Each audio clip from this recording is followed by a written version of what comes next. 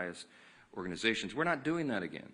And some of these other priorities that you mentioned, there are many that we could list that are just outrageous. It has nothing to do with the current proposal to keep the government in operation for 7 more weeks so that we continue the appropriations process. We're trying to fund the government, and you need Republicans and Democrats to work together to get that done.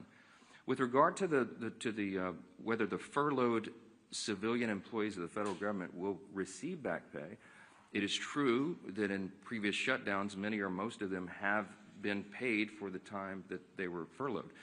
But there is new legal analysis. I don't know the details. I just saw a headline this morning. I'm not read in on it, and I haven't spoken to the White House about it.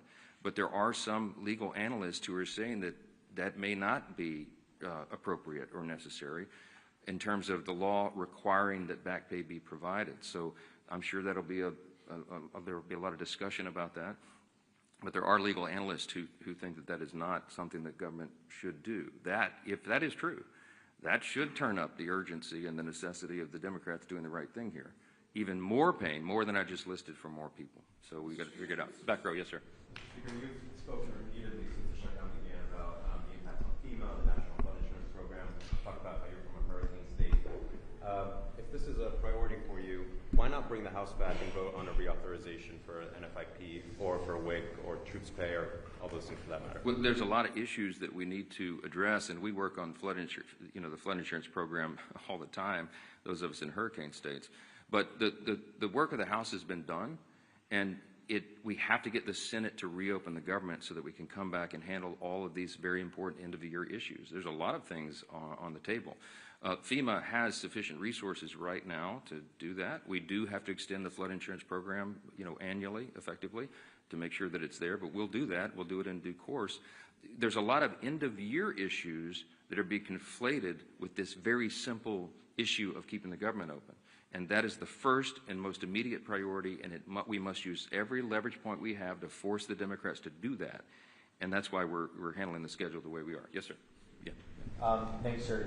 You've talked about Leader Schumer's record with regards to continuing resolutions. Your record, you've voted against continuing resolutions in the past, including when Speaker McCarthy was the Speaker. How do you explain your stance now versus yours previously? Yeah, different circumstances, different times. When we did CRs in the past, you had leverage points of things that when the Democrats were trying to put their partisan priorities in, we were trying to use whatever leverage we had in the minority to take them out.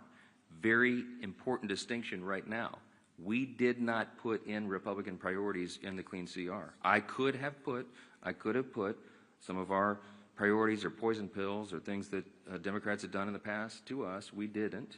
And that's why there's nothing to negotiate right now. People say, why aren't you negotiating? I don't have anything to offer. I can't go to a clean CR and say, let me pull off the Republican priority and make it more palatable for you, because we didn't add that in. It's simply a status quo continuance. One of the things we objected to back then was these were Biden-level policies and spending. I still object to that. But what I'm trying to do is keep the government open so that we can readjust those things. And as I gave you the long background yesterday, the summary of how we got to where we are, the appropriations process is working again. And we're going to be able to reprioritize federal spending, but we have to allow the time for that to continue, and we need 7 more weeks. But every day that they keep the government open, it gives us less time to finish the job. I'm talking about when McCarthy was the Speaker and you guys had the majority in 2023. Yeah, well, we had divided government as well, right? The Democrats were, Chuck Schumer was over here negotiating in the Senate, and that's what's so ironic about it. When we were in the Oval Office, Chuck Schumer looked the president in the eyes and said, I've always been very fair. I've always allowed the Republicans their priorities. And I just looked at him like, oh, what? I'm sitting right here. I was the guy you were negotiating with. I called him at the 11th hour, I remember very vividly, and asked him not to put in a terrible poison pill that was a big Democrat priority that is outrageous to the conservatives. And he said, yeah, I'm sorry, Speaker, can't help you, and literally hung up on me, So now he wants me to be a fair broker. I have been. I gave him much more grace than he ever deserved. Yes, sir. Jake, sorry. As a matter of principle on the back pay, I mean, understanding that there are people who have opinions about everything and analysis about everything, do you believe as a matter of principle that furloughed workers should receive back pay?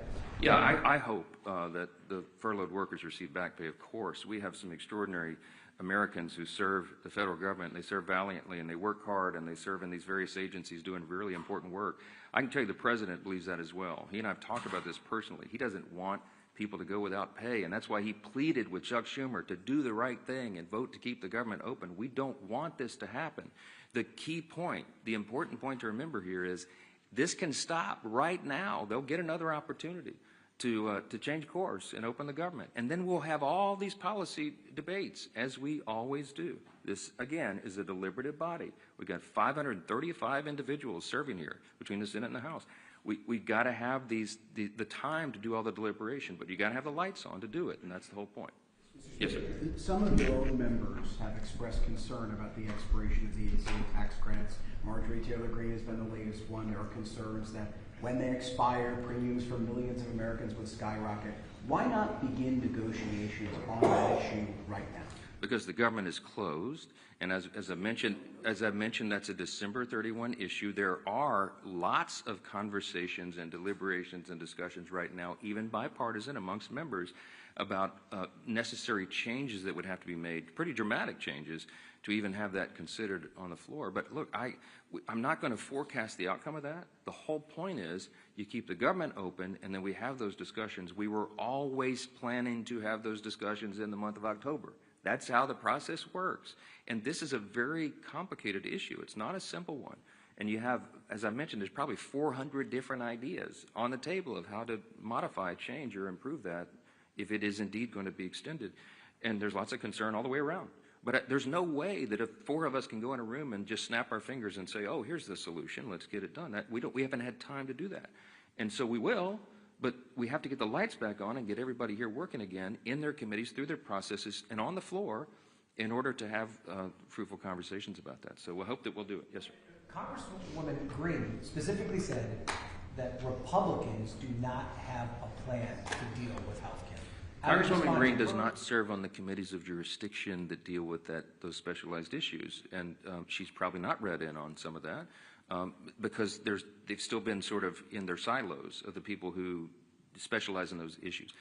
When we get the conference back and when everybody's back together, we'll go through a lot of that. I mean, I've spoken personally to a number of members in the last 3 days, Republicans, from the most conservative member to the more moderate member, with their various ideas on that. There's a lot of work that's been done on that. It's implied as if this has been some sort of ignored issue. It's not that at all.